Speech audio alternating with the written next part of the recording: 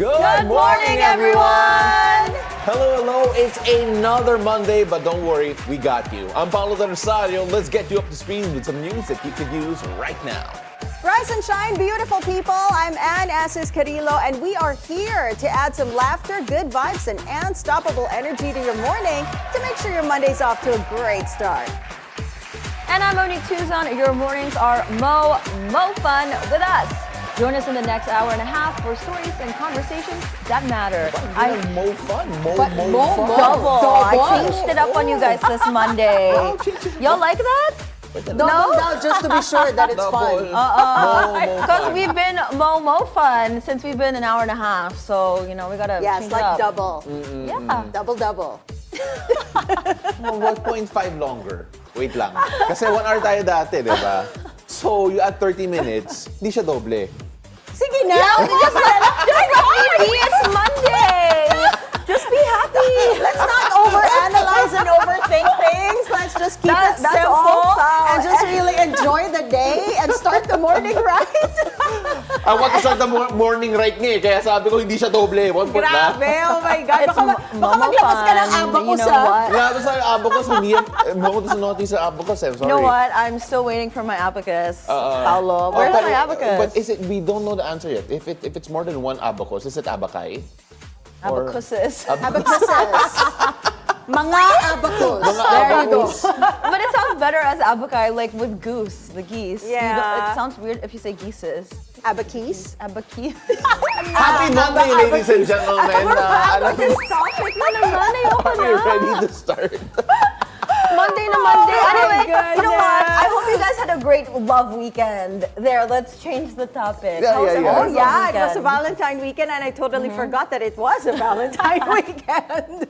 So you didn't do anything for Valentine's? Not masyado, but we did watch a movie. Oh, you should see the new Bridget Jones movie. That's Just on to my add there, list. seeing it natin. But it's super nice. You should You watch know it. what's nice, Mo? What? Anne's talking about a movie she actually watched and not planning to watch. Right? Yeah, I know! It's always the ones that are unplanned that happen. Yes, Exactly. Exactly. And how was Boracay, I Pao? spent time in Boracay. It was really fun. I really enjoyed the sunsets there are still, I have to say, best in the Unbeatable. world. Yeah, best. Some of the best in the world, if not the best in the world. Kaya people should go there and look out for mga hidden gems doon to try and figure it out. Because there's a lot about the island that people, I think, overlook.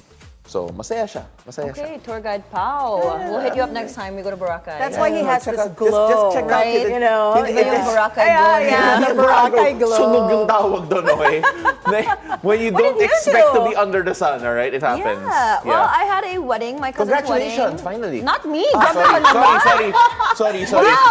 You didn't even invite us? Grabe ka naman mo. Grabe na, Yeah, you guys are too violent. I don't need violence. No, I'm just kidding. It was my cousin from Australia's wedding. So my Australian family are here. So what better way to celebrate Love Day than a wedding? A wedding, that's so it so was super fun. perfect. And then just relaxed all day yesterday. Was recovering. Needed to sleep. Of course. I need a break from that break, actually. Right? I'm not done with it yet. You always need a vacation after your vacation. Exactly. Yeah, mahirap yun. So guys, always have an extra day before you go back to work. To rest, right? So anyway, let's move on. Let's give them something that they can use this morning as Kasi our... can't use any of that. Yes, exactly. As you guys enjoy your breakfast, unfortunately, we start with a bit of bad news for motorists. Better gas up now with oil prices expected to increase this week. Based on projections, the cost of gasoline will soar by as much as 75 centavos per liter, diesel by up to 60 centavos a liter, and kerosene by up to 30 centavos per liter. The Energy Department says factors for the hike include tensions in the Middle East and the U.S. sanctions on Russia and Iran. About 25 million pesos worth of liquefied petroleum gas, or LPG, were seized in an illegal refilling station in Caloocan City. The PNP's Criminal Investigation and Detection Group, or CIDG, says the personnel were even caught in the act during a raid in Barangay Santa Quiteria over the weekend. 8 people were arrested, but the firm's bosses fled the scene and are still at large. Reports say the Pyro LPG Corporation faced complaints for its unlawful refilling practices. Police authorities say charges are being filed against the firm.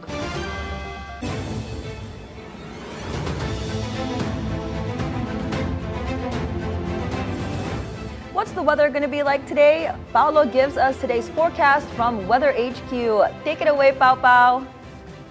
Thank you, Mo. Let's take a look at the local weather, wherein there are 4 weather systems that will impact the country today, bringing scattered rains and thunderstorms all throughout. Now, the northeast monsoon continues to affect the extreme northern Luzon, bringing cloudy skies, cloudy conditions with scattered rain showers and isolated thunderstorms, especially over in Batanes, in Cagayan, and in Apayao. So those are the regions here that will experience all of that. Now, moving on, because the shear line is impacting the eastern parts of northern Luzon up to central Luzon. So these areas right over here.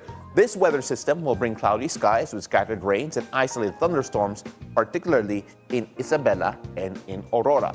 Now, residents in these areas should remain alert for the possibility of flash floods and landslides, especially in the low-lying areas. Now, let's go on to another part of Luzon, while the intertropical convergence zone will cause cloudy skies with scattered rain showers and thunderstorms, particularly over in Palawan and also in Mindanao as well. Take a look at this. Basilan, Sulu, and Tawi-Tawi also being affected by the shear line. Now, flash floods and landslides continue to be a risk, so people in these areas in particular should take extra precaution. Now, let's check out the sea conditions, wherein we can see there are no gale warnings, so all mariners are free to head out to sea, but should always stay alert for any sudden weather changes. Girls, back to you. Thank you for that weather update, Pao. Now, the local government of Quezon City urges residents to immediately consult a doctor if they have symptoms of dengue. In an interview on Weekend Agenda, Dr. Rolly Cruz, the city's Epidemiology and Surveillance Division Chief, says it is important to know confirmed cases for proper treatment and help prevent the spread of the viral disease through mosquito bites. He explains that the intermittent rains help create breeding sites for dengue-carrying mosquitoes. Cruz adds, this is why defogging and maintaining cleanliness are a must. As of February 14, authorities recorded 10 fatalities since the start of the year, with over 1,700 cases. Kailangan maalam yung ating mga magulang, no, na kailangan yung kanilang mga anak pag nilalagnat ay dapat matignan agad ito ng doktor, no. Bukas po yung ating mga health centers.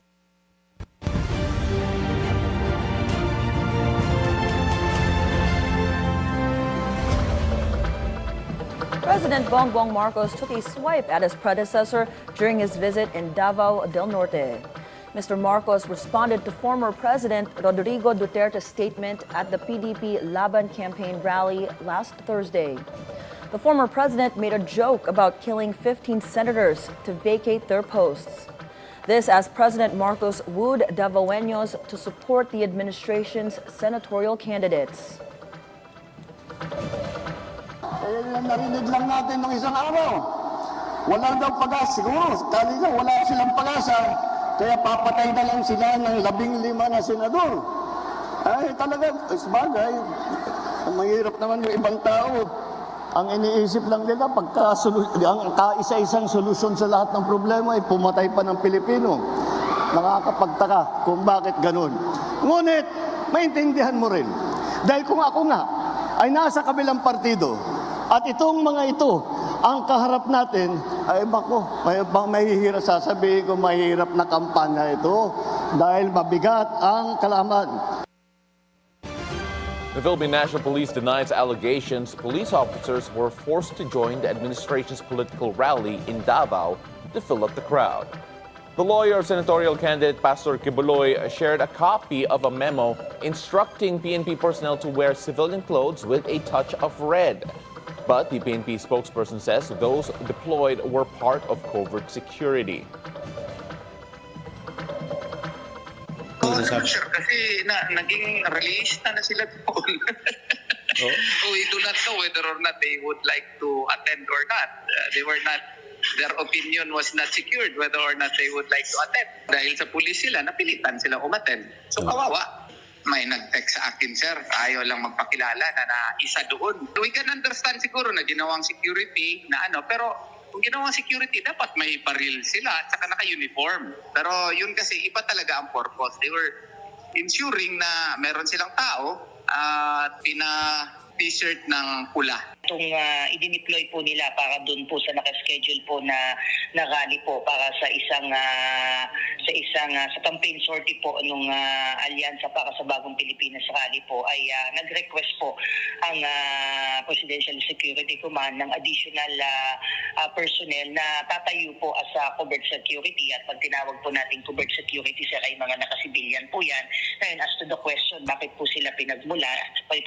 Normally, sir, these are some of the police strategies na ginagamit naman po natin, not only for this rally also, and even in the other sa ibang mga major events na atin pong kino-cover po ay sa mga covert security po natin ay talaga nagbe-blend po yan sa mga crowds po, sa crowd po na kanilang binabantayan para hindi rin po mapansin na sila ay covert security, wala pong mga armas yan. Ang talagang intention lang po talaga niyan ay mag-obserba at magtingin-tingin kung may mga ikakakaina-hinalang mga tao na humahalo din doon sa mga crowd po. At yan naman po is part of normal security procedure at pakiusap natin ay wag na pong haluan ng politika po.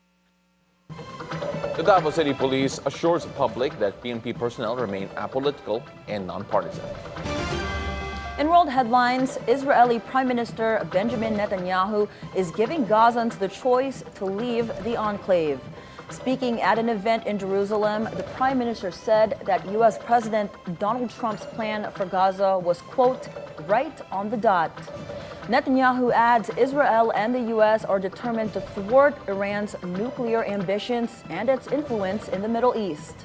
Relations between Israel and Iran are marked by wars and attacks by land, sea, air, and even cyberspace. This comes as Iran backed groups across the Middle East that call themselves the Axis of Resistance to Israel and the U.S. influence in the region. Why not give Gazans a choice? Everybody said this is the largest open-air prison in the world. Not because of us. We let people leave. In fact, if you want to know, over the last couple of years, 2 years, I think, 150,000 Gazans left. You know how they left? Because they bribed their way out, not to us. They bribed their way out. The rich could leave. But if other people wanted to leave, give them a choice. Not forcible eviction, not ethnic cleansing. In a war zone, people leave.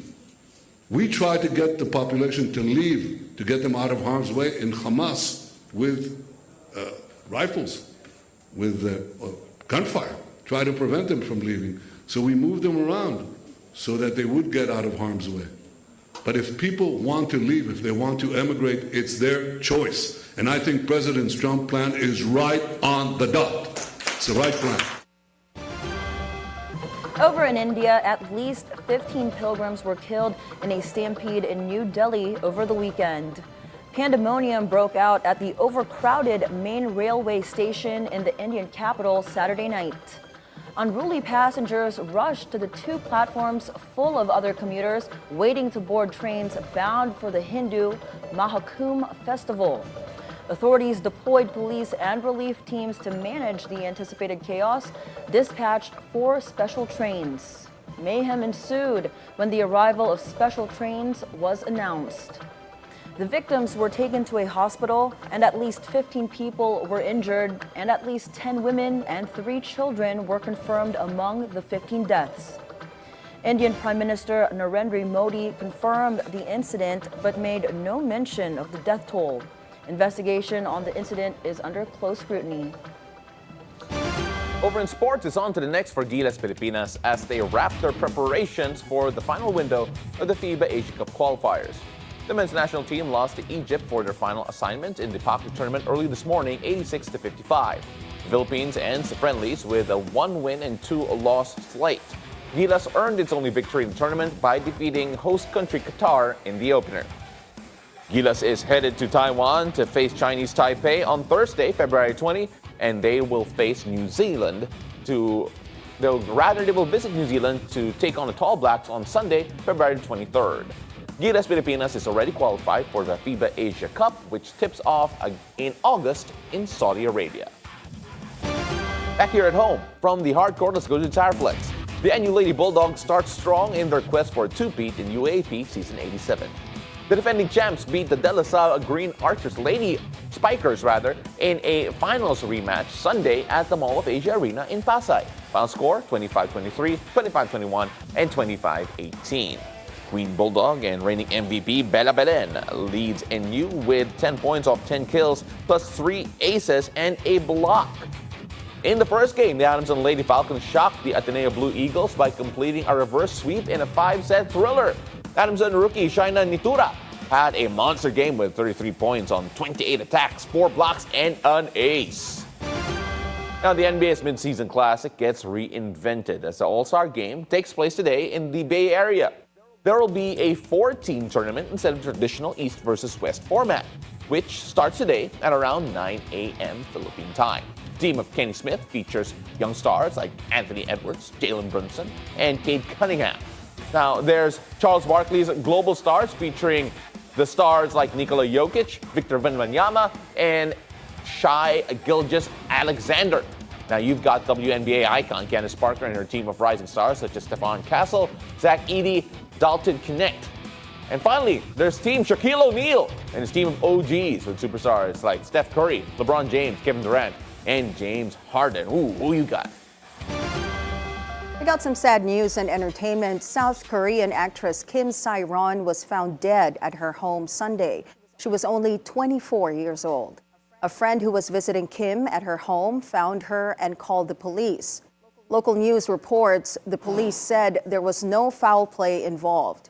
The actress was among the country's most promising, but her career took a hit after a drunk driving incident in 2022. In lighter entertainment news, the award season are in full swing with the British Academy of Film and Television Arts, or BAFTA, announcing its big winners. The papal selection thriller Conclave was hailed the best film and outstanding British film. The movie stars icons such as Ralph Fiennes and Stanley Tucci. Epic drama The Brutalist also scored wins at the BAFTA with filmmaker Brady Corbet earning the Best Director award. Adrian Brody also took the Leading Actor award for his role as a Holocaust survivor who migrates to America.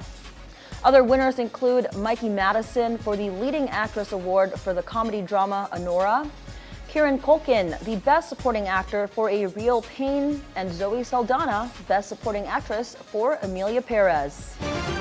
One of our favorite segments for the entire show, because how's your luck shaping up this morning? Feng Shui Master Hans Kua has the answers as he joins us for our horoscope of the day. Take it away.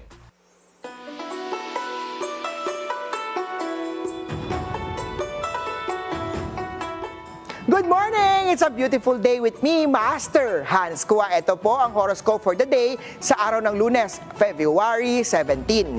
Para sa mga pinanganak ng Year of the Rat, mag-research muna bago bumili ng mahalagang kagamitan o machine o makina. Green at wanang swerte kay Rat. Sa Ox naman tayo, maglaan ng maliit na halaga para sa mga charitable na donation. Good karma ito. White at 7. Sa Tiger naman maghanap ng sideline na tugma sa interes mo. Pink at 6. Sa Rabbit naman ang suporta ng iyong partner ay magdadala ng bagong inspirasyon. Purple at 9. Dragon naman tayo kumain ng healthy snacks tuwing nagtatrabaho para dagdag energy. Orange at 4.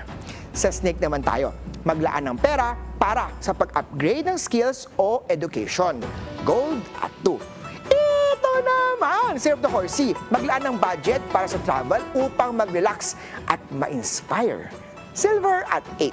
Sa Ship naman tayo, mag-isip ng practical na paraan upang kumita habang nasa bahay. Yellow at 3. Monkey naman tayo, panatiling maayos ang tulog sa pamamagitan ng regular na sleep schedule. Red at 5. Sa Year of the Rooster naman tayo, mag-ingat sa mga pagsubok na maaari magdulot ng misunderstanding. White at 7. Sa Year of the Dog naman tayo, huwag babaliwalain ang ubo at sipon. Agad na magpagamot. Blue at 6. Sa Year of the Pig naman tayo, huwag ipagpaliban ang pagbayad ng utang upang mapanatili ang good credit score. Pink at 9. Paalala lang, ito po ay patnubay lamang. Ang tunay na swerte ay nagsisimula sa pagiging totoo. Ako po, si Master Hans Kua. I love it. Maraming salamat, Master Hans. Always enjoyed, always a lot of fun. Oh, we're waiting for your Yeah, ikaw naman today. No, I did it I'm when I done. started. I did it when I started. But you didn't say the heto na. You said something. It's a What did part you of say? this Something horoscope else. segment. You always have do to say, it. ta-da." Tomorrow Yeah, naman but si then we Anne. should do it to lead in the show, right? Lead in the segment. Or instead Anne of can us. try it. Let's hear yours. I did already. No, she did. We all did it. You Mine was tried. the worst. I tried, so I'm so embarrassed. But alam mo, I would argue that we should like clip that and make it digital art because And then it I will is be a meme forever. perfect. Wag Yes, na. exactly. I didn't Ipa-frame even, din I was natin. so embarrassed. I didn't even rewatch the show on Friday. I didn't not want to see myself make a fool. So We should make like Instagram stickers Wanna do like, that. ito na, and then you post It's it just on our- most version of it para ano. no, but you it's know just the way to what? go. My little clip should go on the art fair this coming week. Actually, that It was a segment should I be- wanted to do. Come on. I took your segue. Oh, I'm getting better. You know what? Because artists, collectors, and art enthusiasts are gearing up for the biggest art event this weekend, the Art Fair Philippines. And one of its co-founders joins us after the break to talk more about it. Don't go away. It's a beautiful day. We'll be right back.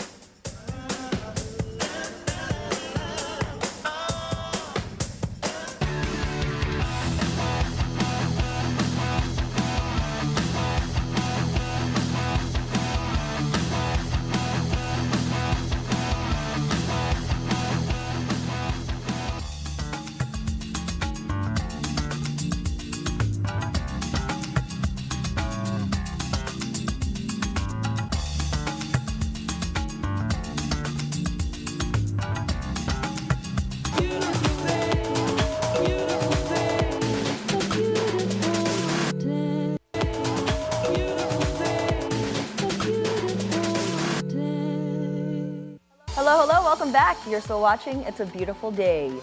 Art Fair Philippines is bringing together the best of contemporary art this 2025. Held every National Arts Month, February, Art Fair PH is one of the biggest celebration of art in the country and has been instrumental in mapping the local scene as we know it. We speak to one of its co-founder, Trickie Lopa. It's a beautiful day, Miss Trickie. Good morning. Hi, good morning. Thanks for having me. It really looks like it's a beautiful day. Thank you. It's always a beautiful day. No, Miss Trickie, I was actually at Ayala Triangle last week and I was so confused because there were tents everywhere. It was such a huge setup and I was wondering what it was about. And I just found out it was for Art Fair Philippines and it looked like such a great and ginormous setup. So could you give us a bit more background and tell us about Art Fair Philippines? Yeah, so for this year, 2025, we're moving from our home, which used to be the Link Car Park, also in Ayala Center. That was our home for 11 years. And this 12th edition, we're moving to Ayala Triangle Gardens, the heart of Makati City, the heart of our, I guess, financial and commercial capital. And I guess it shows how important art is to things in this country. Miss Trickie, I know that the art fair started in 2013. Could you tell us a bit about how and why you founded the art fair? Well, okay, we've said it before. Actually, we did it at a time when art fairs were sprouting up in the region, notably Singapore and Hong Kong. And there were always Filipino artists or galleries represented in these big regional art fairs, that it was a pity that people back home, here, our audience, would not have access to what our Filipino artists were doing. So we just felt that with the art scene being so vibrant and so exciting, it was time to have our own art fair. And that's been 12 years, and I guess we call it right. You know, the biggest difference, well, personally, because I've been to the art fair a lot of times, is that it's no longer in the Link. And I was wondering, first of all, was there any separation anxiety knowing that it won't be at the Link this year? And of course, what else can we expect that will be different dahil bago nga yung venue ninyo? Well, okay, separation anxiety a little, but also excitement because anything new and anything we can do better is always good for the fair, right? For the scene. Mm-hmm. So it's new. We're sprawled out in really a beautiful central part of the city. So you go through a huge tent. You can enter from two sides, no, Ayala Avenue or Makati Avenue, and then the art fair sprawls out diagonally across the park. We have around 50 galleries all over, 47 actually to be exact, but a few more special exhibits there. And then you just enjoy the art. And when you come out, there's Ayala Triangle Gardens to enjoy. So we think we're enhancing the experience of our audience. What activities can those who have not been to the art fair expect once they get there? Oh, okay. If you've never been to the art fair, I think you should allot at least 2 hours. There's really a lot to see. And just immerse yourself, go in, take in the gallery exhibitions, take in the different sections of the fair. We have a project section, which highlights the special exhibits. Artists we've commissioned to do work especially for the fair. We have a talk section, and it comes with a ticket. You can sit down through the educational portion of the fair that we plan with Ateneo Art Gallery. We have a digital section for new media art. We have a film section with film screenings, and we have a photography section. So actually, there's a lot to do. I mean, 2 hours is minimum, I would say. Yeah. Yeah, you can really actually stay the whole day there, and then you can come out and eat in Ayala Triangle, or you can stay within the fair because we also have food and beverages. Yeah, So, it sounds like such an exciting event. I can't wait to check it out. Now, Ms. Trickie, how many exhibitors can we expect this year, and are there any international participants? Yeah, we have 47 gallery exhibitors in total. And yes, we do have international participants, as we've had for the past few years now. Galleries within the region, Singapore, Indonesia.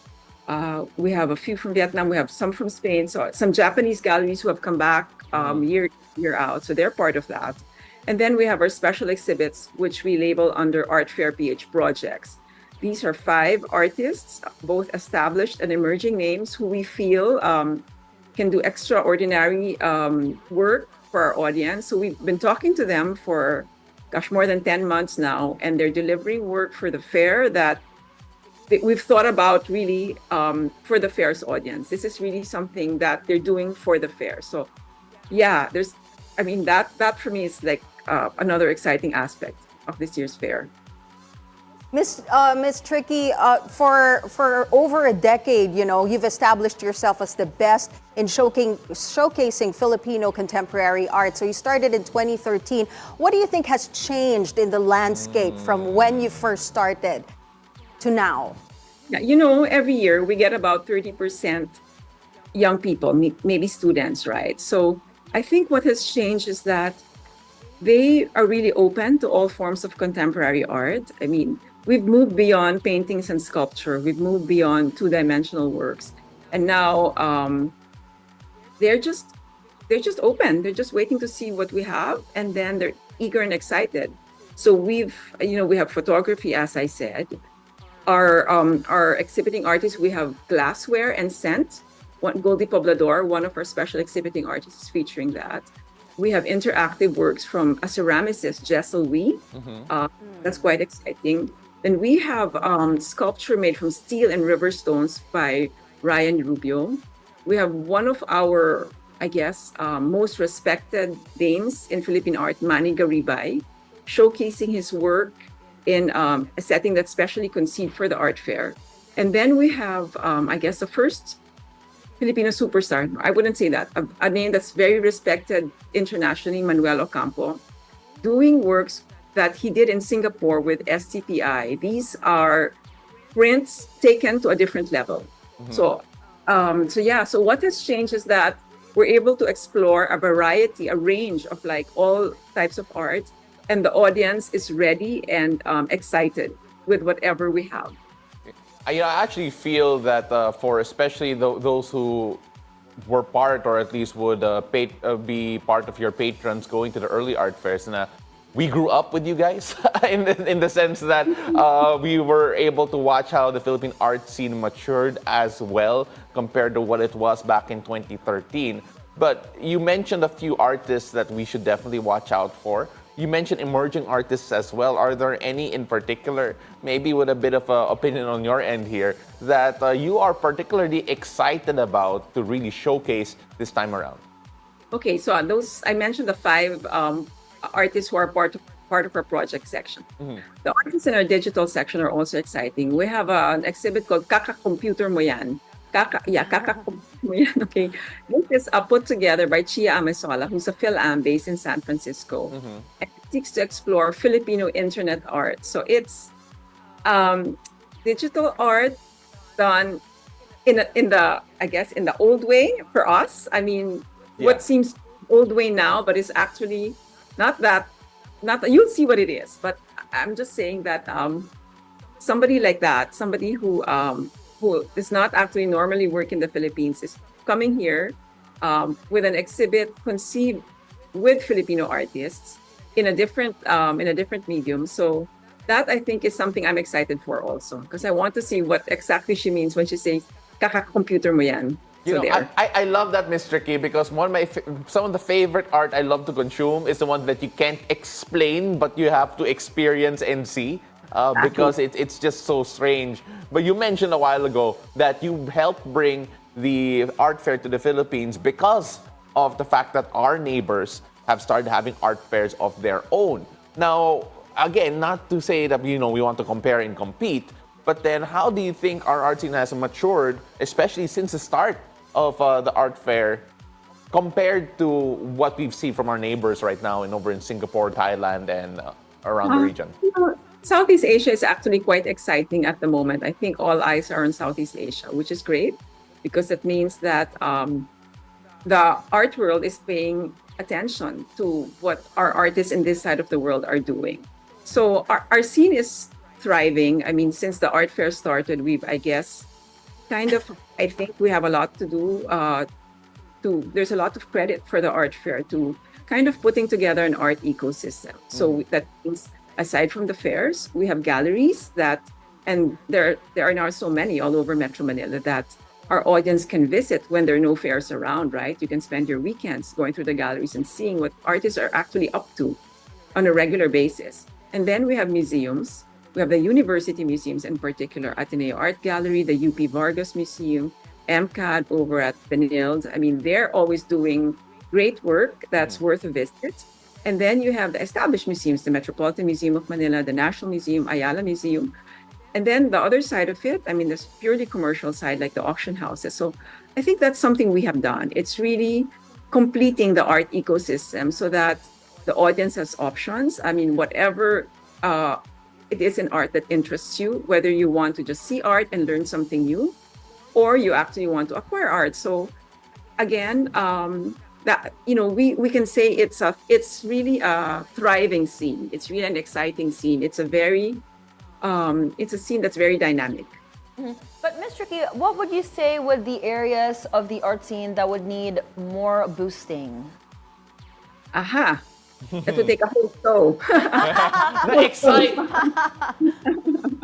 So, well, maybe we don't have a biennale, which other countries do, but I think we shouldn't talk about that now. That's an entire show. Yeah, it's a whole new kettle of fish. Ms. Trickie, you mentioned a while ago acquiring art. For our Bilyonaryo news channel viewers, if they wish to acquire art, what is your advice? Come to the art fair, learn, right? Establish relationships with the galleries. And then if nothing catches your eye or you're not sure, that's okay. Because what you really want to do is learn. I mean, educate your eyes.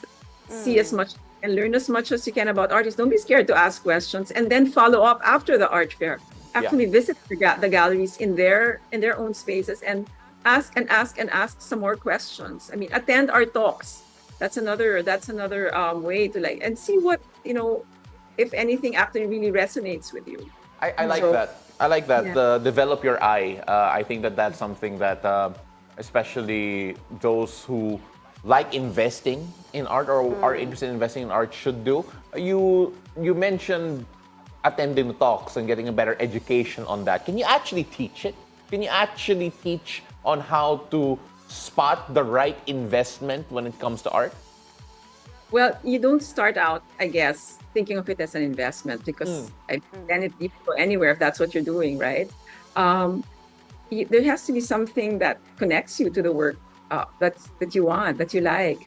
And the way to do this, as I said, is just see more art. Really learn, go, visit, there's no substitute for that. Yeah. Because no matter what people tell you, the last thing you want to do is buy with your ears.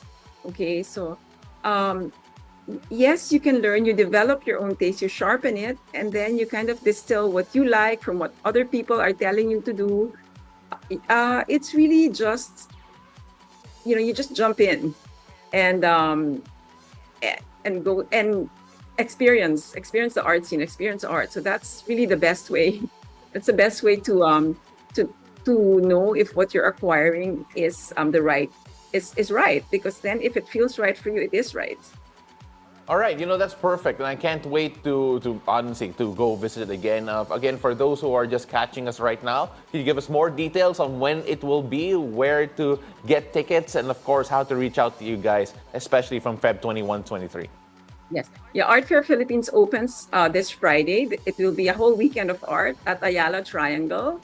From February 21 to 23, Art Fair Philippines will happen at the heart of Makati City. We have 47 galleries exhibiting, plus more artist exhibitions and whole different sections of the fair. We hope to see you there. Tickets are available online at artfairphilippines.com, or you can buy them on site. We have 2 reception areas, one facing Ayala Avenue, one facing Makati Avenue. So whatever is more convenient for you. And may student discount rin. So students, go Yes. go and check it out as well. Maraming salamat. That is Art Fair Philippines co-founder Trickie Lopa. We cannot wait to see you and all of the art as well. Yeah, thank you so much. Hope to see you there. Now, a new dining destination in Makati City is offering Asian cuisine with some Mexican flair. Our lifestyle host, Marie Lozano, gives us a look. Before turning 30, Chef Cara Davis had already sharpened her knives under 3 different 3-star Michelin chefs. Proof that age is just a number, and her secret ingredient is her talent. She worked in Arsac in San Sebastian, Alinea in Chicago, and 11 Madison Park in New York. Chef Cara set out on her culinary journey at age 18. It took her across the world, but even as she explored, one thought remained. She would come back to the Philippines. Her homecoming project has taken course with Halong Restaurant. So in Ilonggo, halong means like to take care, like to nurture. It's like here in Manila when they say like ingat, when you say goodbye to someone, like no, like take care of yourself. So it's like an endearing way of not saying goodbye, but saying like to take care. A farm-to-table restaurant is next on her list. But for now, she's giving diners a taste of her creations at her recently opened restaurant in Legazpi, Makati. Chef Cara's 8-year stint in Mexico left a strong mark on her menu, with bold Mexican flavors taking center stage. So that's what I would say is like our style, even in halong, like for the flavors just to be bold and like explosions of flavor in the food.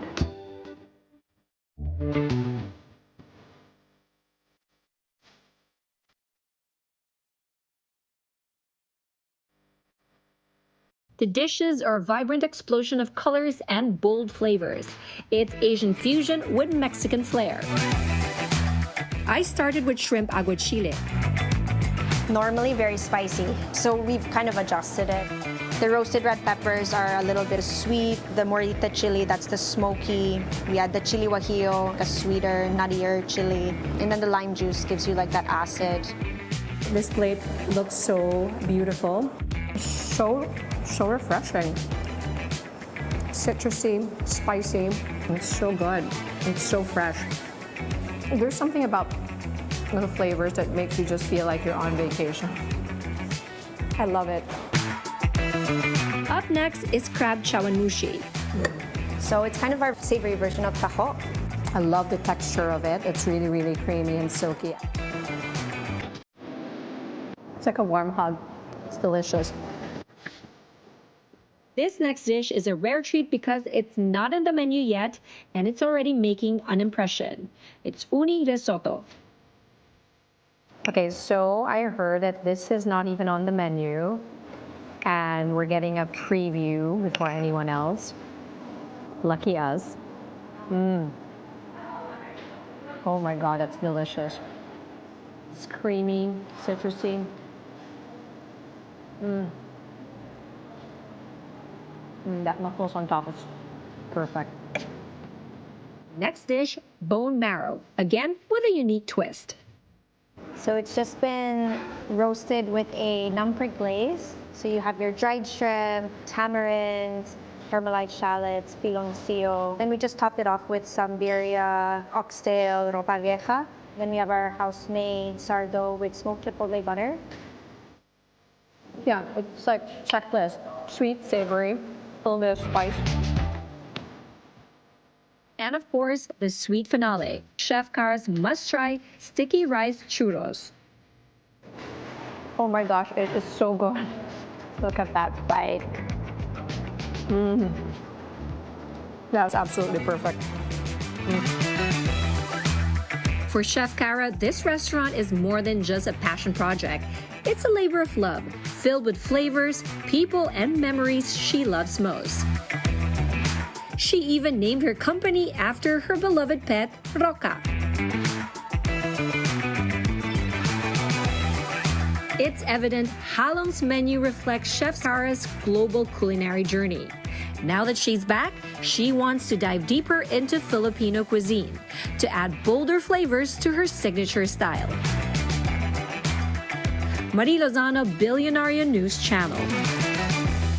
You know, Marie, please don't show your segments if you have food on our show without giving us food. Yeah, we are we're so hungry. We're like salivating over here. It's not fair. Marie, can I just say, all right? These two girls were so angry during Hangry. the Hangry, Ramadan. actually hangry. Parang di kumain before this. I don't know. Yeah, I mean, kasi we wake up so early, we prepare for the show early, so we need sustenance. And then Marie comes in with she's all like that eating food. and her Come on, Marie, share with us naman. You know what? Next time, Marie, please either invite us or two, if you're gonna do like a segment like this, send us some food. Yeah, for there us should to be try samples here on in the morning, table. and we'll be really Yeah, happy. diba? We love you though, and your segment was amazing. We just wish there was food. But we should go there, Halong, in Makati. Sharing is caring. Yes. we've got more stories for you after the break. It's a beautiful day. We'll be right back.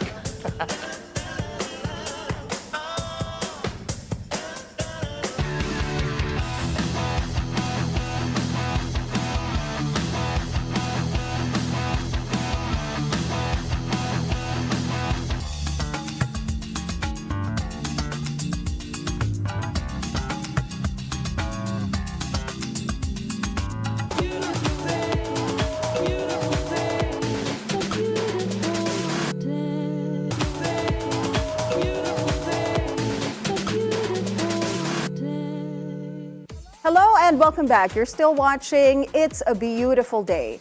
Now, a report by the Philippine Center for Investigative Journalism reveals some top transport network companies, or TNCs, admit to making their drivers shoulder passenger discounts.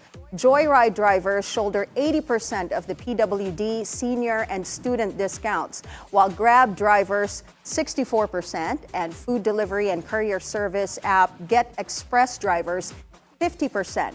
Now let's talk about this with LTFRB Technical Division Chief Joel Bolano. It's a beautiful day, Sir Joel. Good morning and welcome to the show. Sir Joel, I think you're on mute, sir. Sorry. Good morning, There Anne, you go. and Paolo. Thank you for inviting us. Sir Joel, for the record, transport network companies should shoulder or 100% shoulder passenger discounts. Is this correct?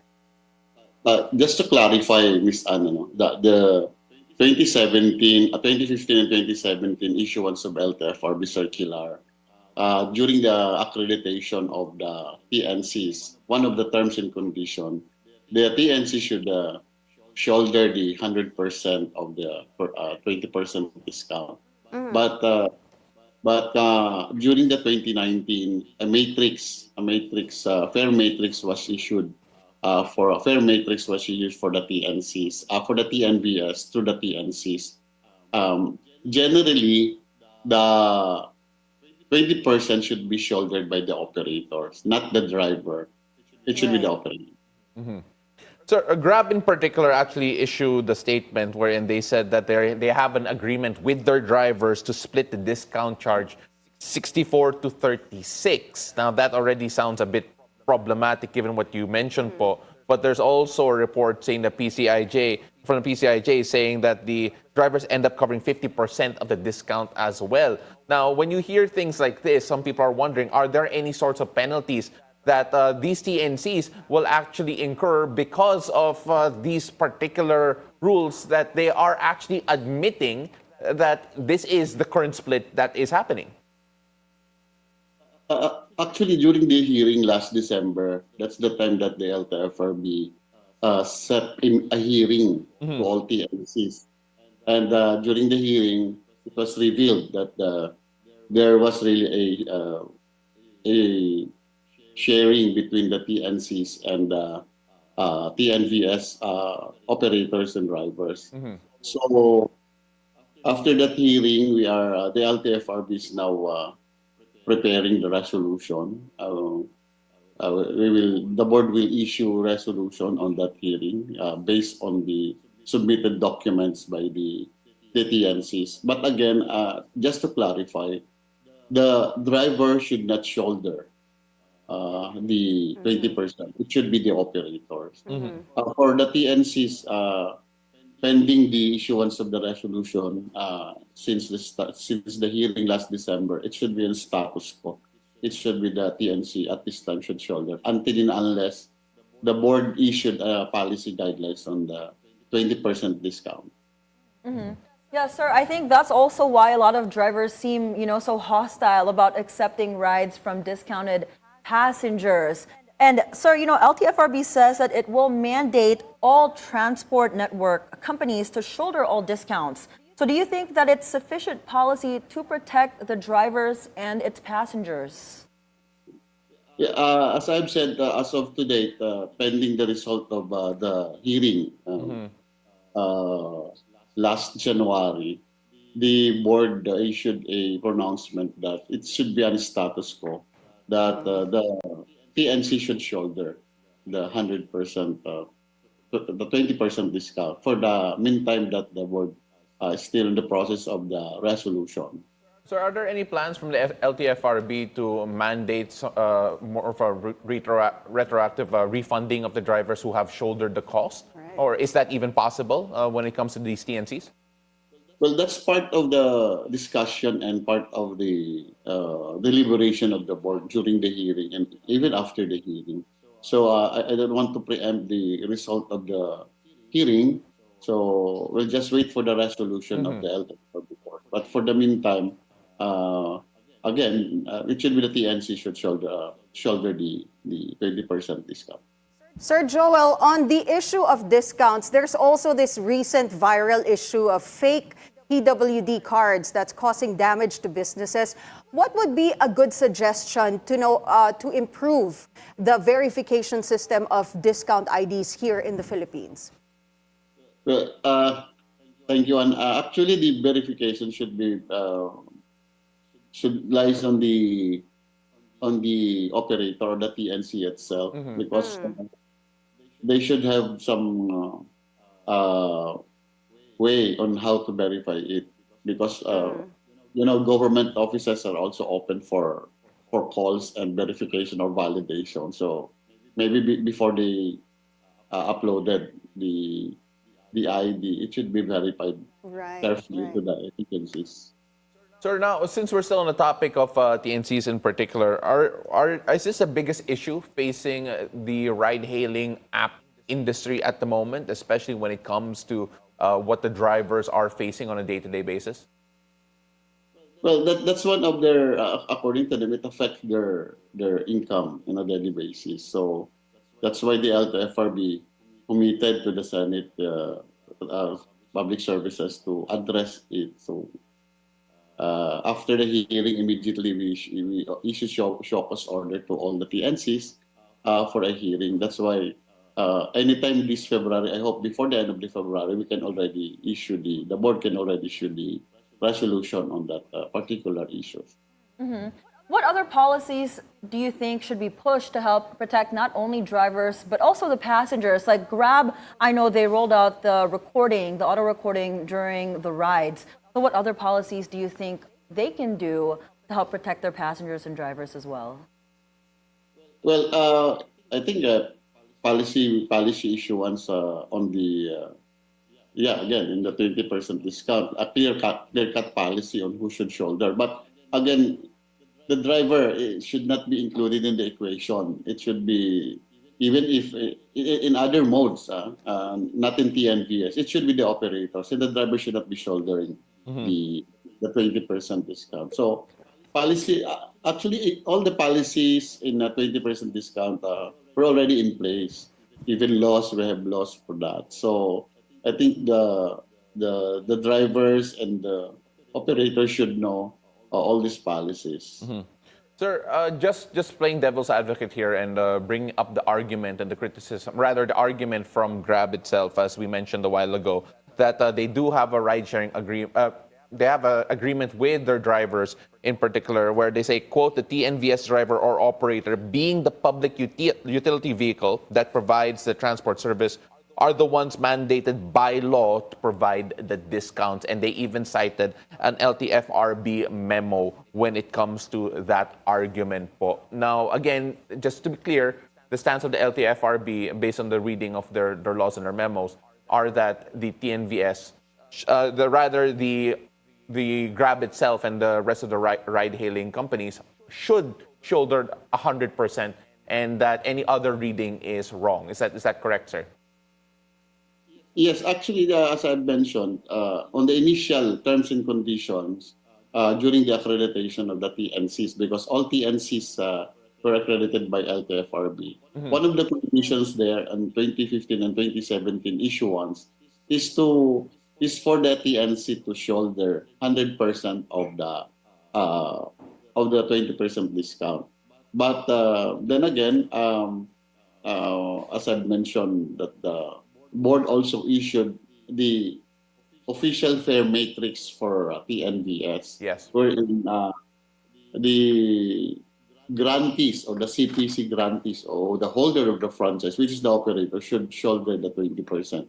Again, in general, all public transport that we have in the country, it should be the operator who shoulder. Now, because it was brought up during the Senate hearing, the LTFRB again committed to look into this matter. So a hearing was conducted and submitted their position papers. All the TNCs were invited, and now we are preparing to issue the resolution. So for the meantime, that the resolution was not yet issued by the board, the TNC should shoulder the 100%, the 100% of the 20% discount for the PWD, senior citizen, and the students. And after that, as committed also by the LTFRB, that a policy guidelines will be issued for the TNVS and TNCs in terms of the 20% discount.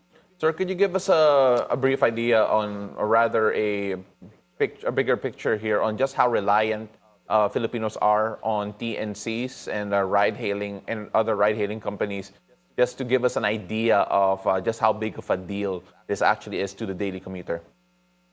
Yes, actually, based on our based on the report that we receive, there are a lot of passengers that hardly get some booking, meaning to say that they are reliant to the app-based public transport at this time.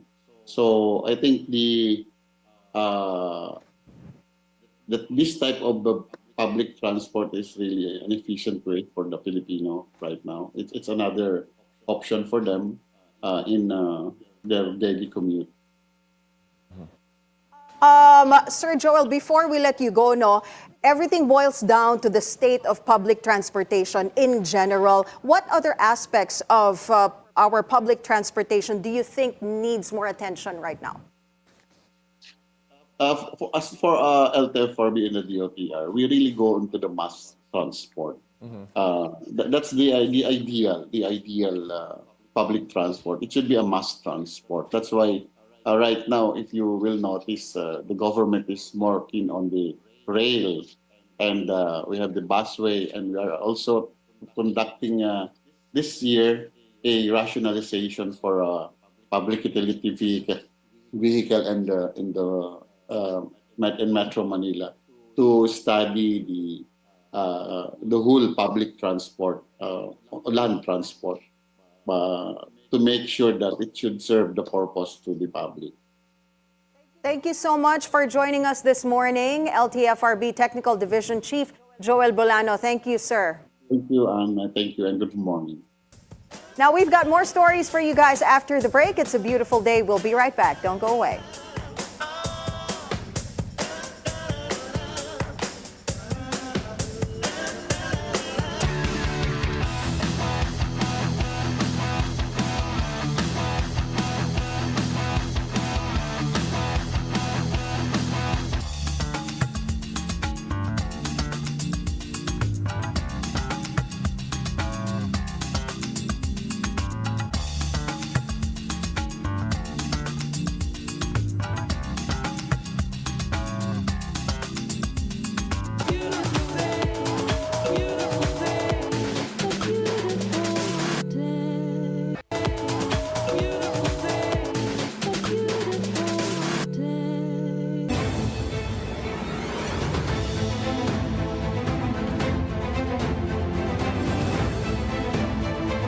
Welcome back. You're now watching Weather HQ on It's a Beautiful Day.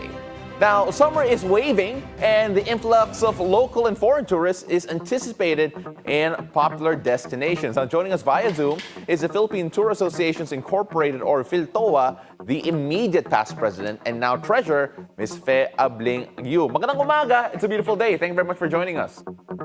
It's a beautiful day, Sir Paolo. Ms. Fe, first of all, thank you so much. Can you give us an overview first off on yung role ng mga tour operators in making sure that the whole tourism experience is perfect for both the domestic and international tourists coming into the country po? Well, kami mga tour operators, Paolo, ang amin talagang role is to ensure that our incoming foreign tourists or even the locals, ang ating mga kababayan, ay magkaroon ng magandang experience sa kanilang paglalakbay dito sa ating bansa, na kumbaga smoothness or seamless yung kanilang travel. Kasi kailangan from the time na sumakay sila sa kanilang eroplano hanggang sa makarating sa destination, hanggang sa kanilang pag-stay at makabalik ay talagang ayos na ayos naman ang kanilang pagbabakasyon. Kumbaga nga is value for your money. Ms. Fe, the Department of Tourism actually announced that record-breaking yung revenues po in terms of tourism last year, despite not reaching yung predicted, or rather yung goal nila of number of visitors to the country last year. Naramdam ba ng mga tour operators that it has been a very bountiful year back in 2024? Yes, sir. Kasi kahit nga tama naman ang nasabi mo, hindi na-achieve, pero in terms of revenue, maayos naman siya, Sir Paolo, kasi yung ating mga turista ngayon, hindi lamang yung international, kahit yung ating mga local, domestic travelers ang tinatawag natin, they stay longer.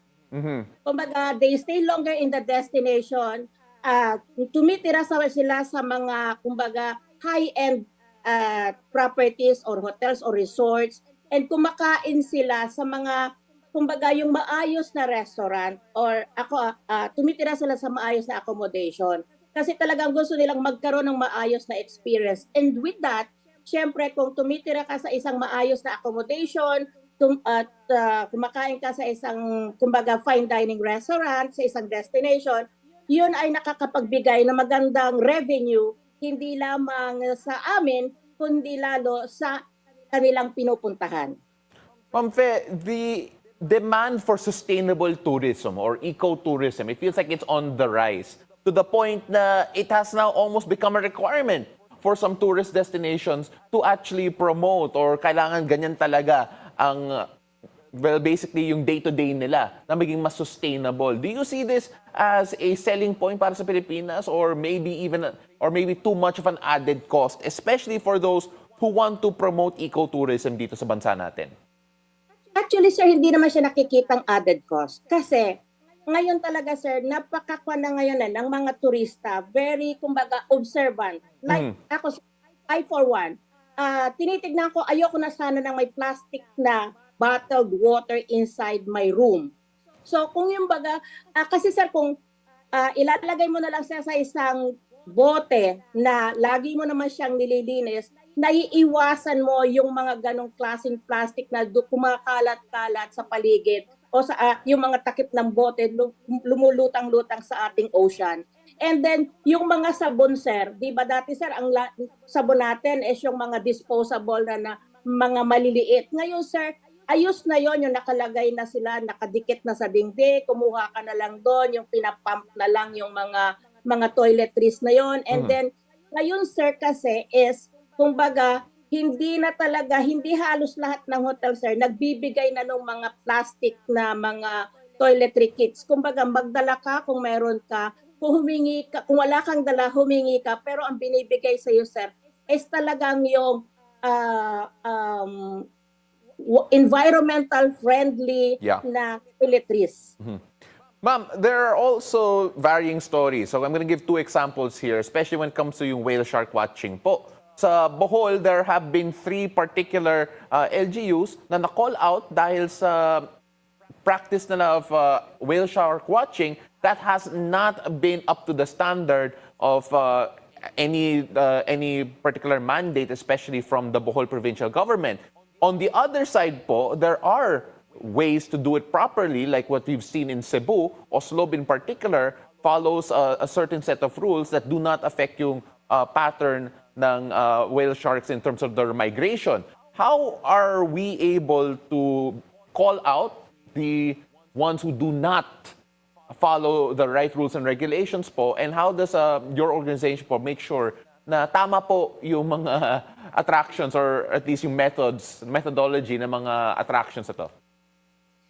Well, actually, sir, ang bine-benchmark ko talaga dyan, Sir Paolo, is the one in Bicol. Yes po. The one, kasi yung sa kanila talaga, sir, is wild. Kumbaga, pupunta ka, wala, sir, walang ganong mga, pupunta ka kasi nagpapakain sila. Sir, the one in Donsol, in particular, yun po talaga yung tinatawag na tamang whale shark encounter. Kasi you go to the wild, may kasama kang whale shark encounter spotters, and doon ka, once nakita nila, yun, doon sa katatalon, yun ang tama. Sir, lagi ko itong bine-benchmark. Nasabi ko, sana maging ganito yung panuntunan. Kasi ilang beses na po namin, kami as a local tour operator, lagi namin po itong pinupuntahan dati nung hindi pa uso yung nasa Cebu at sumunod yung sa Bohol. So, kumbaga, sir, sana maging ganito yung panuntunan nila. Kumopya sila, lalo na itong nasa sa Bohol, na dati naman kasi, sir, hindi ganun eh. Actually, prior to siguro sometime in 2021, 2022, when it was opened, hindi slowly opening to the tourists, hindi naman po ganun, sir eh. All of a sudden, naging naging barang commercial na masyado. Opo. So dapat, sir, ibalik nila kung ano talaga yung tamang whale shark encounter na dapat matutunan o ma-experience ng ating mga turista. At kami po, hindi kami po nagsasawa. Lalo na, sir, sa aming hanay, sa Philippine Tour Operators Association, lagi naming hinihingi ang opinion, ang nakikipag-dialogue po kami sa mga ganitong local government officials na sana magkaroon ng tamang panuntunan, kasi hindi po tama yung kinukulong o pinapakain ang mga whale shark na ito. Kasi kwanser yan eh, masyadong wild. So dapat talaga sila nasa wild environment. Na kung gusto mo talagang makita, meron ka talaga, sir. Kasi, sir, kung magkakaroon ka ng whale shark spotter, nakadagdag ka pa ng employment sa mga local, sa mga tao doon. Kasi sila yung nakakaalam kung ano talaga at kung anong oras ka pupunta doon sa gitna ng dagat para makita mo po kung yung whale shark. And you commune with the whale shark. Yun po ang Opo. tama talaga. Opo, Ms. Fe, sorry, I hate to cut you off there po, but I also want to talk about a different topic. Kasi na-mention nyo nga po na sana bumalik sa dati in terms of the proper way of watching. That brings me back into, well, relatively ancient history. Balik muna tayo sa 2018 when they actually shut down Boracay for environmental concerns. Yung water quality, according to GCA at that time, regarded the water quality in Boracay to almost septic levels back in that time. And since the shutdown, syempre may mga local ordinance as well, things have changed dramatically sa landscape from a business perspective, especially tourism perspective, in Boracay since 2018. Are aggressive government interventions necessary, in your opinion po, to ensure the health and safety of the environment in popular tourist destinations like what we saw in Boracay po? Well, if you will notice, Sir Paolo, sometime in 2018 or 2019, if I'm not mistaken, isinara natin ang Boracay for 6 months. Opo. Para lang maibalik slowly kung ano ang dapat, kung ano ang Boracay before. And that was a very very successful project of the government. Naging maayos po ang lahat. Hindi ko lang, sir, kami lang po naguguluhan lang din po kami kasi hindi ko alam kung tama ba na ginagawa nila kaagad yung ano ang hindi tama kasi parang gusto ba nating makarecover once agad-agad o gusto ba nating kasi alam naman natin sir na ang Boracay is a very prime destination for the Philippines. Ito po talaga ang first destination na pinupuntahan ng ating mga turista kahit po ang mga locals.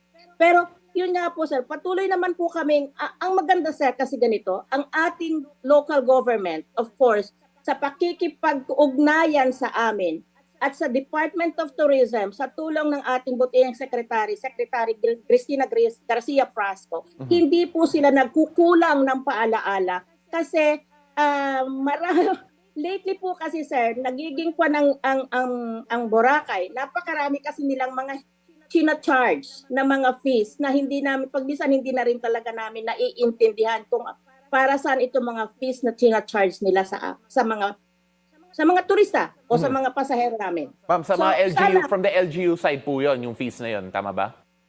From the LGU side. Opo. It is not from our side. It is not from the Department of Tourism side. It is from the local government side.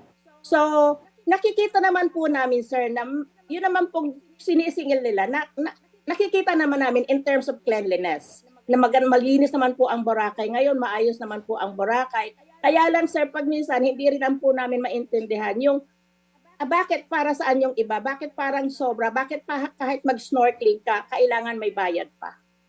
Ma'am Fe, maraming salamat po. I wish we had more time. Sa totoo lang, kung may podcast tayo, siguro nga 2 oras na tayo. But maraming salamat po. Thank you so much for joining us. Maraming salamat sa pagkakataong binigay ninyo sa amin sa PhilToa na kahit paano makapag-share kami ng kaunting insights sa inyong malawak na programa. Maraming salamat po, Ms. Fe. Hope to see you soon. Hope to see you soon, sir. Now on to some global weather. Torrential rains caused flash floods in parts of Kentucky and Tennessee last weekend. In Hazard, Kentucky, floodwaters rose along the North Fork of the Kentucky River, submerging nearby houses. Kentucky declared a state of emergency on February 14 as storms hit the lower Mississippi Valley. In Madison County, Kentucky, floodwaters overwhelmed the creek, with eyewitnesses reporting water levels rising 1 foot in just 2 minutes. Over on the West Coast, mud and debris building up in Sierra Madre east of Los Angeles after heavy rain last weekend. Mudslides are common after wildfires, and Southern California faced more on Friday, especially in areas burned by last month's fires, including the Pacific Palisades and Altadena. Now, 3 days of heavy rain caused flooding, evacuations, and road closures, including parts of the Pacific Coast Highway. Though the flash flood threat passed, debris flow continues. The family of famed chef and restaurateur Margarita Flores have announced the details of her wake. Now, I'll turn it over to Anne for more.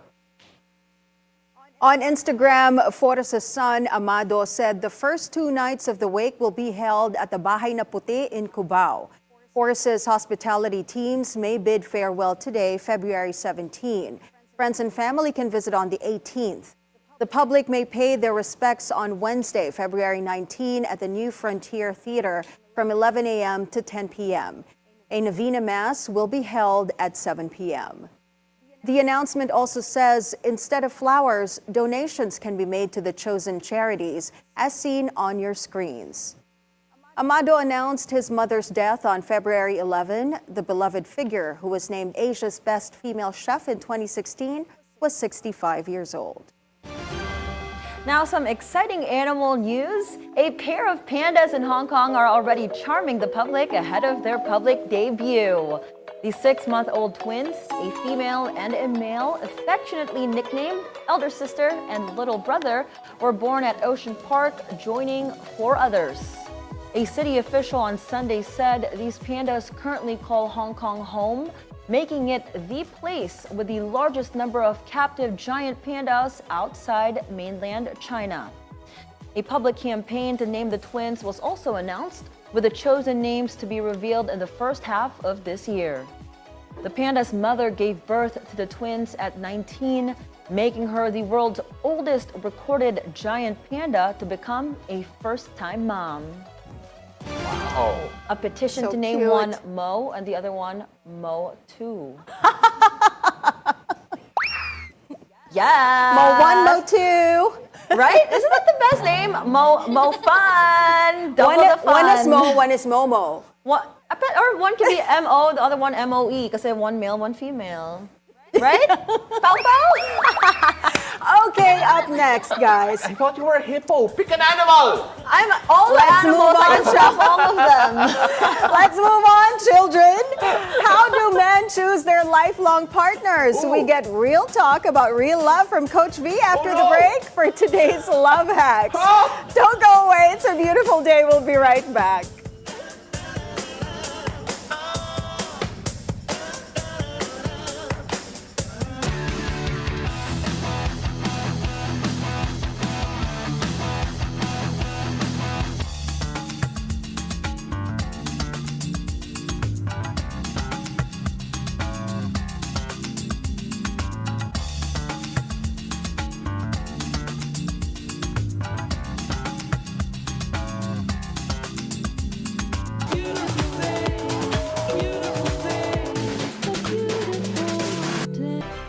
Magandang gabi, ako po si Pinky Webb. At ako naman si Corina Sanchez Rojas. Simulan na natin ang agenda. Umarangkada na ang campaign period para sa midterm elections. Speaker Martin Romualdez at ilang mga kaalyado nahaharap sa patong-patong na reklamo sa ombudsman. Hinanata ni Pangulong Bongbong Marcos sa mga kalaban sa politika sa isinagawang kick-off campaign rally. Sa bawat issue may anggulo at ang balita may agenda.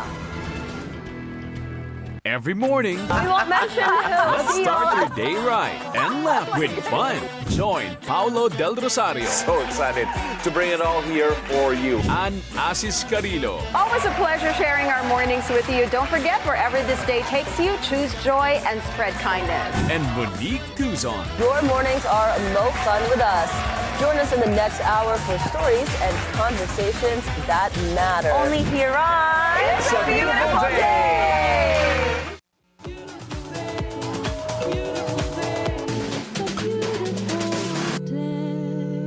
Hi, welcome back. You're still watching It's a Beautiful Day. Dating coach V. Antonio is back on the show for Love Hacks. Take it away, coach.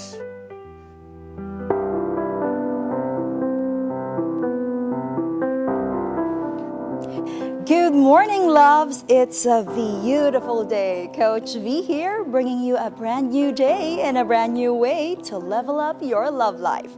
Welcome to Love Hacks. How was your Valentine's Day? Was it fun, exciting, and filled with passion? Or did it leave you disappointed? Did your partner step up, plan something thoughtful, and met your expectations? Or was it just another day? You know what they say, if they can't be bothered to make an effort on a day dedicated to love, Imagine what the rest of your life with them would be like. Ooh, that's a lot of pressure. Now, Valentine's Day is behind us. Let's dive into one of the biggest debates into love and marriage. When do guys decide it's the right time to settle down and tie the knot? If timing is everything, does true love even stand a chance? Or do men simply commit to whoever is available when they decide they're ready? Basically, the question is, are you his dream girl or are you just his placeholder? Stay tuned because today we're breaking down the truth about how men choose a wife.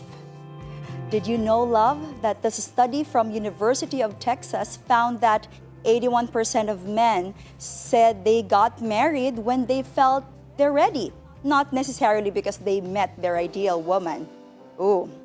Research from Cornell University also shows that men who wait until to get married after 30 are 50% less likely to divorce compared to those who marry younger. But here's where it gets even more interesting, loves. Most men tend to propose between 28 and 35 are not necessarily because they found the one, but because they feel social and financial pressure to settle down. Now, this brings us to the ultimate relationship dilemma. Is it the right woman or the wrong time? The right woman, wrong time. This is the woman a man deeply loves but wasn't ready for her when he met her. He might have been too young, too career-focused, or emotionally unavailable. He remembers her, he compares other women to her, but he let her go because he wasn't ready to settle down. Now, the intriguing part, the right time, wrong woman. This is the woman who comes into his life when he's ready to commit, even if she's not necessarily his first choice. She fits his life at the moment, but if he had met her earlier, he might not have chosen her. He convinces himself she's good enough because the timing is right. So which one do men choose? True love or perfect timing? Let's talk about the science behind it, love. Men and women approach love very differently. Women tend to search for he might marry someone else because he just feels ready. Here's the debate, love. Which one wins? Some say the right woman at the wrong time is still the wrong woman because a man who truly loves a woman will make it work no matter the timing. Others argue that timing is everything because even the deepest love cannot survive if one person is not ready. But here's the catch. Many men look on their past relationships and they realize they've let go of someone truly special because they weren't ready. So, does love win or does timing rule? No, it's both. It works. I'm so curious about Pao's feedback in a bit. Oo nga eh. So, feeling ko nga yung mga His reactions, yung mga reactions ko, I'm gonna get angry text messages at the end of the show. Yes. Maybe your girl will be like, am I the dream girl or am I the placeholder? Now, how do we know whether he's choosing you or just settling with you? Sign number 1, he prioritizes you, not just the idea of marriage. Number 2, if he's only interested in settling down but doesn't go out of his way to make you feel special, he might just be ready for a wife but not necessarily in love with you. Oh, that's so sad. Number 2, he actively builds a life with you. If he truly chooses you, he will adjust his future to include you, not just place you in the pre-existing plan. Yung tipong kahit sinong babae, that's the goal. Number 3, he chooses you despite challenges. If he's truly in love with you, mga loves, no amount of bad timing will make him walk away. A man who wants to be with you will make it happen. Period. Remember, loves, a man's right time should never mean you have to settle for being the wrong woman. The right man will not just marry because it's time, he will marry you because it's you. So do not wait for a man to be ready while he put your life on hold. A man who truly values you will make time in your favor. So loves, what do you think? Do men marry the love of their life or do they marry when they're ready, even if the woman is not their ideal match? Is love about destiny or is it about perfect timing? Comment your thoughts on Bilyonaryo News channels Facebook, Instagram, and YouTube. And again, this is Coach V giving you a real talk about real love. Join me again tomorrow here on It's a Beautiful Day. But isn't it sad if the man settles and just marries someone who's ideal but not really the love of his life, and you're gonna spend the rest of your life with that girl who isn't, the one who caught your heart? But I feel like that happens a lot though, especially Yeah, like what it Coach V does. says. If they're past like 30 and when they were younger, they couldn't marry because it wasn't perfect time, right? Yeah. They were like But very what if you oriented. meet And then you end up with the girl, and then paano pag nakita mo siya ulit and your heart beats for that but girl? cheating There's a lot happens. that happens. Yeah. Wait, hold on. You know what? Let's just be quiet, Anne, because let's Go hear ahead. Paolo. Sige, Paolo. What does it mean to you, the love of your life after you get married? Yun Wala nga. na, sis. Yun nga. No, but all joking aside, because I don't want to get into trouble, rin. Here's what we got here. Let's just hear your Speaking as thoughts. a civilly single man, like I'm not married, Yeah, but with a girlfriend, making things work, making things happen. Yes, tama yan. That's why kahit LDR ako, diba? Kahit, You know, make making time, it like work. you were there this Yeah, weekend. exactly. I Like, flew you in really a day yesterday, and a half. right? So, Yes. so again, really interesting. I haven't crossed that bridge yet. We'll see, right? All right. Well, we're not- excited for you, Pao. Hopefully, it's the ideal match and not just the perfect Coach timing. V's like, you're my guinea pig. Exactly. Let's see if science I feel like works. tama yung sinabi mo, Coach, na if you really feel that this is the right person for you, even if it's not the right time, you will make it happen. I agree. Yeah. Tama. And on that note, we have to go. This could be a very long. I am packed today. Sorry, It's difficult. No, it's all right. I love it. We love having you here. We love the chaos after the show. And at the end of the show and after the show as well. But that is it for us this Monday. We hope we made your Monday a bit more special. This is February 17. Ako po si Paolo del Rosario. Thank you so much for joining us. I'm Anne Asis-Carilo. Wherever this day takes you, remember to choose joy, spread kindness, and bring your own sunshine. And I'm Monique Tuzon. Have a great Monday ahead. Join us again tomorrow at 7 a.m. to 8:30 a.m. only here on It's a beautiful day!